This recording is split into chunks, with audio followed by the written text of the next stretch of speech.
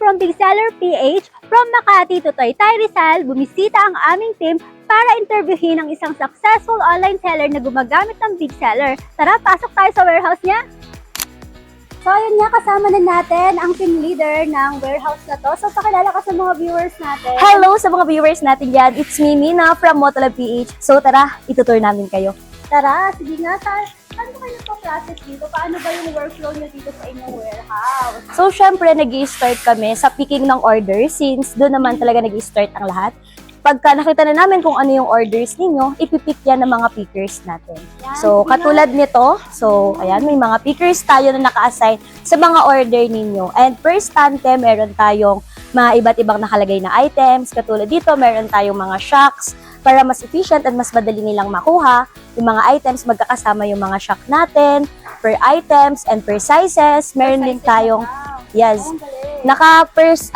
per color na rin yan since meron tayong iba't ibang series. Merong black series, silver series, and nandito naman yung mga parts ng ating yes, sa shelves natin, organized na siya. Meron na rin siyang mga nakalagay na numbers. Ito yung ginagamit niyo sa Big Seller? Yes, ayan yung mga ini-scan sa Big Seller.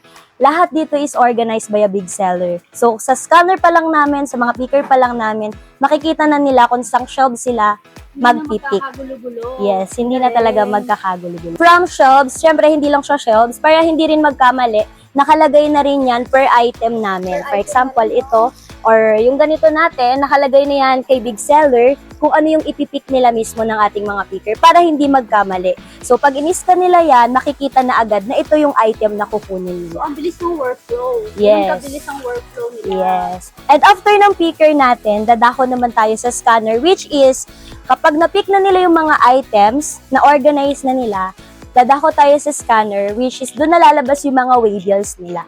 Sa scanner. Doon Yes. naman yung scanner place mo. Yes. Kung sa ibang mga online shop, manually mag-print ng waybills, dito, meron kaming scan to print.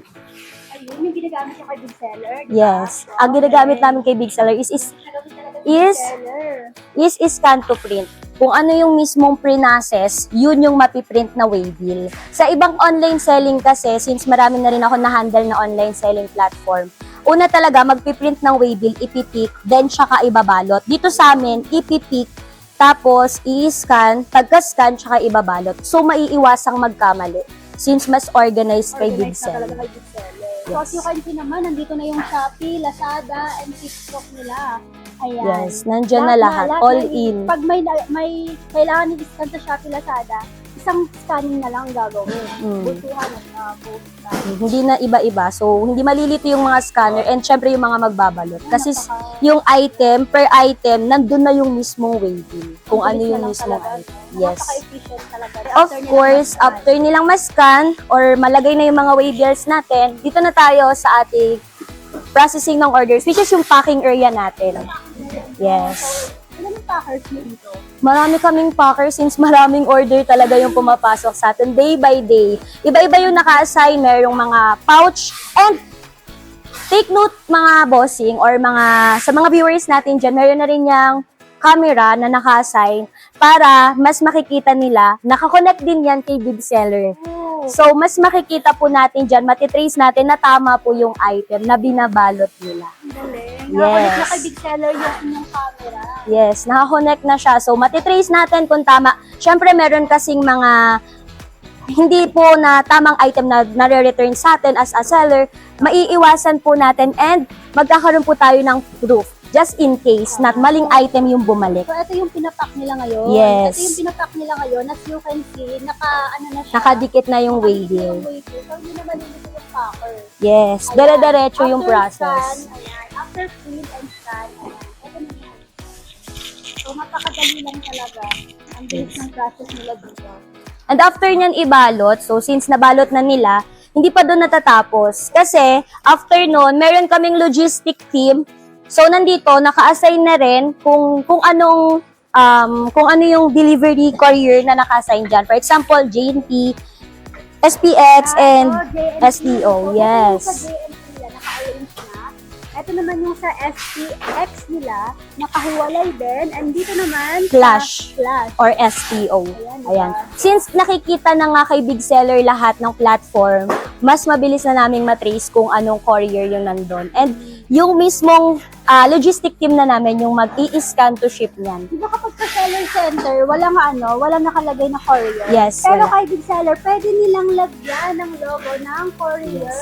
And so mabilis sila kaagad na identify kung anong courier ang mag-pick up ng order. So ang galing, di ba? Yes, hindi na rin kami nahihirapan mag-arrange since nakikita na po ng mga And then package. also, yung quantity, ang pinaka-importante talaga mga ka-online seller is yung quantity. Ayan, yung quantity kasi importante yan, parang hindi sila nagkakamali, di ba? Yes. Para hindi din po maling item yung mapaprocess nila. Kasi sa SKU natin, since mas organized kay Big Seller, makikita doon kung anong item yung ibabalot, kung ilang quantity. Oo, ilang And kung ano yung pinaka courier na magdi-deliver nun. yan, ang galing. So, iwas sa na error talaga. Yes, iwas error.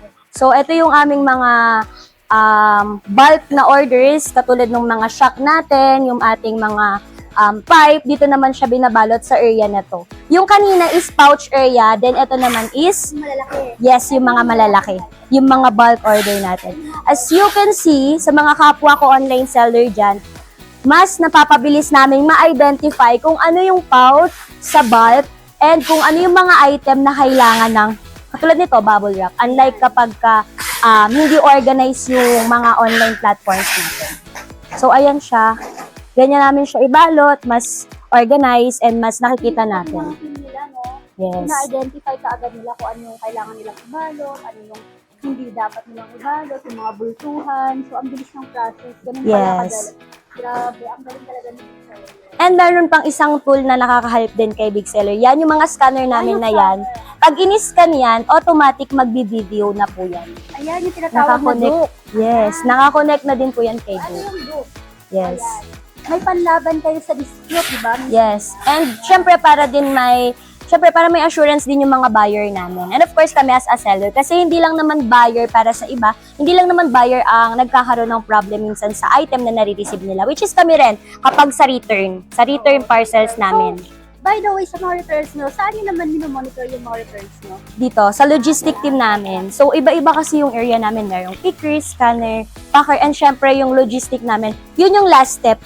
Bukod sa pag-i-scan, meron din po kaming logistic So, team. ginagamit nyo si after sales management Big Yes, Seller. meron Okay. kaming after sales management. And meron Gamit din, na gamit lahat ng features namin sa Big Seller. Ang Yes. galing. so ito yung area natin for return or logistics. So dito niya, yes.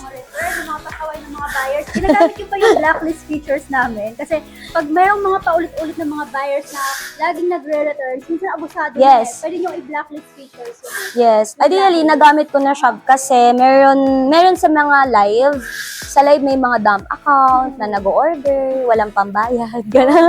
Parang quick lang nila mag-order. tapos Walang pambayad, grabe. Dapat binablock sila. So, Yes. meron kami nun sa Big Seller, yung blacklist features, ayun. Gamit na gamit din yung ibang seller. Miss Mina, saan nyo naman ginagawa yung mga product listing nyo sa Big Seller? Halimbawa, nagka-upload kayo, yung copy listing, nagamit nyo rin ba yun? Yes, and dito namin yung ginagawa sa aming office. Yes. Yes, tara. Dito natin. Okay, Pasok kayo. So, dito sa aming office, meron tayong customer service. Ayan, so nandito yung ating customer service. And meron din po tayo dito ng ating mga nagagawa ng ating product listing. And of course, sa ating after sales marketing. Okay? Yes. So, nandito yung ating after sales department.